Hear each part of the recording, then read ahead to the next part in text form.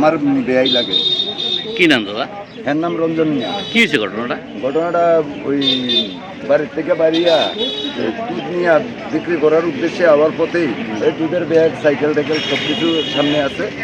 ওই এই বিএসএফের অ্যাম্বুলেন্সে গাড়িটারে হেরে বাড়ি দিয়া ফালাই দিয়া তারপরে দিয়া হে বাসে কিনা সন্দেহ আছে, নিচে জীবিত। ওর তো ওখানে যা কিছু খবর পাইতেছি হে বাঁচত না। কি নাম ওনার? এর নাম রঞ্জন মিয়া। কোন জায়গার বাড়ি? গার্লসের পেছনে উদয়পুর নেতাজি নগর। কি করে উনি? উনি আগে ফরেস্টে চাকরি করতো, রিটায়ার্ড পারসন, রিটায়ারমেন্টে আইয়া করছে সম্ভবত।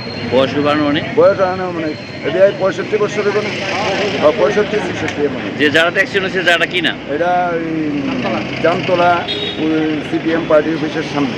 কটার সময় ঘটনাটা হয়েছে? হয়তো 8:20 থেকে 8:30। গাড়িটা কি গাড়ি?